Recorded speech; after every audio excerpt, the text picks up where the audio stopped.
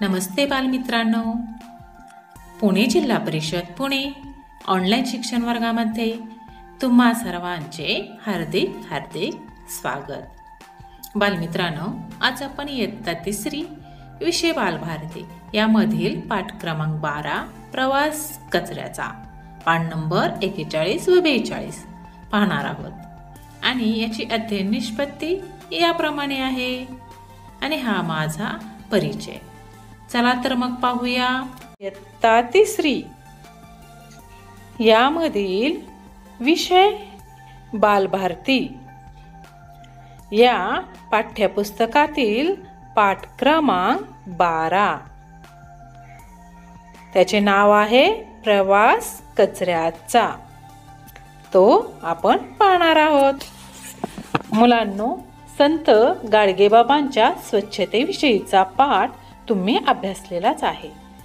आता एका शाळेतील इयत्ता 3ला शिकवणाऱ्या बाईंनी एक उपक्रम शाळेत राबवला।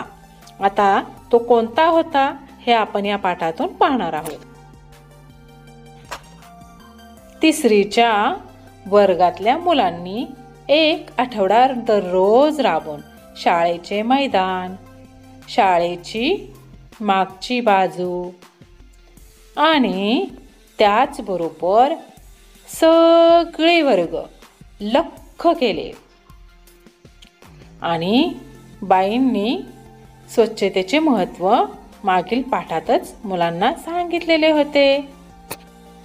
आणखीन एक सूचना मुलांना केली बाईंनी। कागदाचे तुकडे, पुठ्ठे, त्याचबरोबर रद्दीचा पेपर, वर्तमानपत्राचा असतो ना तो, आणि आजूबाजूला असलेले वाळलेले गवत हे सर्व एका डब्यामध्ये टाकायला सांगितले होते। त्यानंतर फळांच्या साली, कोळी, बिया या दुसऱ्या डब्यामध्ये टाकायला सांगितल्या होत्या। पण असे का बरं केले हा प्रश्न अनेक मुलांना पडला होता। चला तर मग पाहू। नमस्ते बालमित्रांनो। नमस्ते मॅडम। मुलांना, तुम्ही आठवडाभर राबून आपल्या शाळेचे मैदान, शाळेची मागची बाजू, आपले वर्ग अगदी स्वच्छ केले, एकदम लख्ख झालेत बघा। खूप सुंदर सफाई केली तुम्ही, त्याबद्दल तुमचे अभिनंदन। आणि हो, मी सांगितलेल्या सूचनेप्रमाणे तुम्ही कागदाचे पुठ्ठे, रद्दी पेपर, वाळलेले गवत एका डब्यात टाकले आणि फळांच्या साली, कुई, बिया या दुसऱ्या डब्यात टाकल्या। छान काम केले बर का। फळांच्या साली काय आणि कागदाचे तुकडे काय, कचराच ना तो। वेगवेगळं टाकून त्याचं काय करायचं? नीला, अगदी बरोबर विचारलंस। मला वाटलंच होतं की तुम्हाला हा प्रश्न पडणार।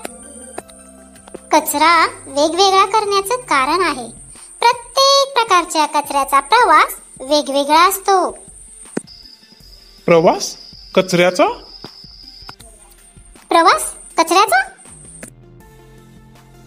हो, अगदी बरोबर।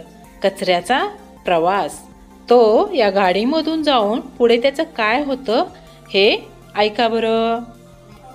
आपल्या परिसरातील कचरा डब्यात भरून ठेवला तर पुढे त्याचं जे काही होतं तो त्याचा प्रवास। हे कागदाचे तुकडे, पुठ्ठे, वाळलेलं गवत यांच्यापासून काय होतं माहित आहे का तुम्हाला? त्यांचा पुन्हा लगदा बनवून वेगवेगळ्या शोभेच्या वस्तू, डब्या, खेळणी, पेन, पेन्सिलची खोकी असं काय काय बनवता येतं। तसंच त्याचा पुन्हा कागदही बनवता येऊ शकतो। किती घाण वास येतो या कचऱ्याचा।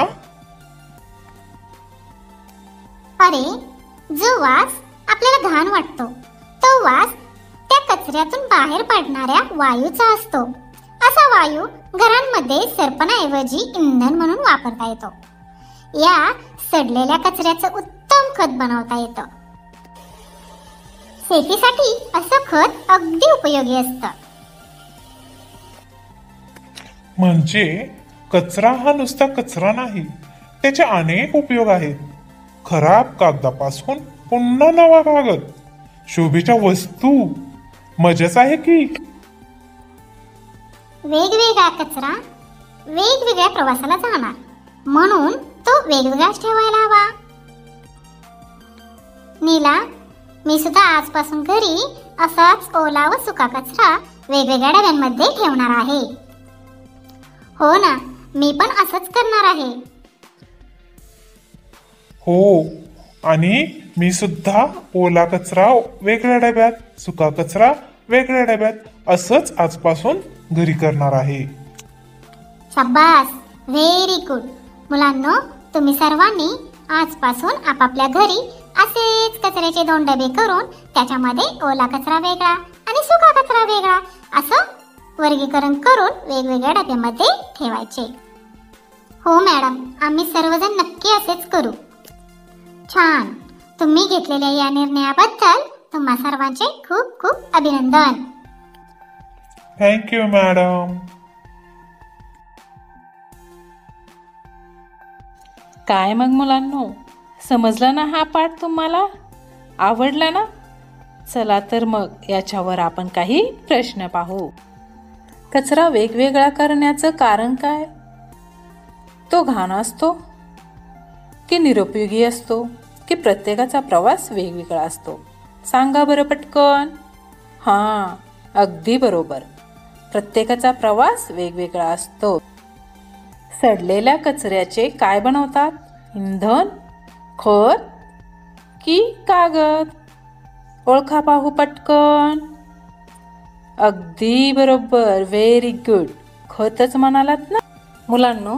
आता तुम्ही वेगवेगळा कचरा वेगवेगळ्या डब्यामध्ये टाकायचा आहे.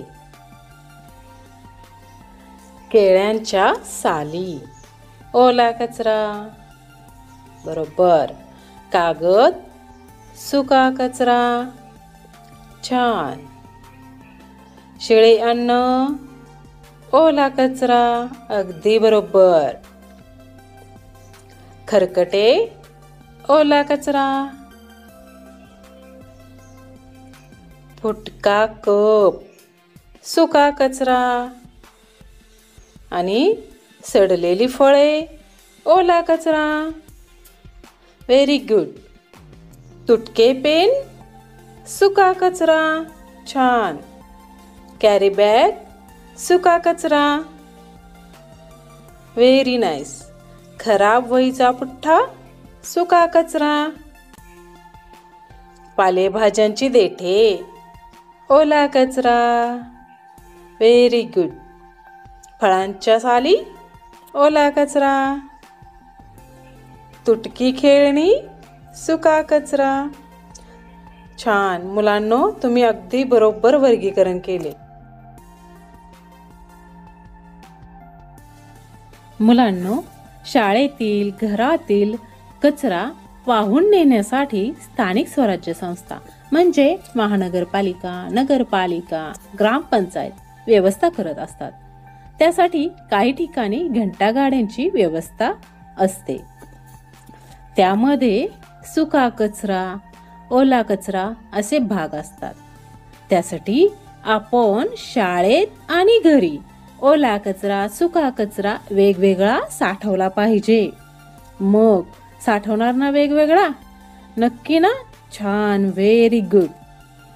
मुलांनो, आता तुम्ही घरी गेल्यानंतर घरातील कचऱ्याचे सुका कचरा व ओला कचरा असे वर्गीकरण करून डब्यामध्ये साठवा वेगवेगळ्या. आणि हो, याचे महत्त्व घरच्यांना पण सांगा. धन्यवाद.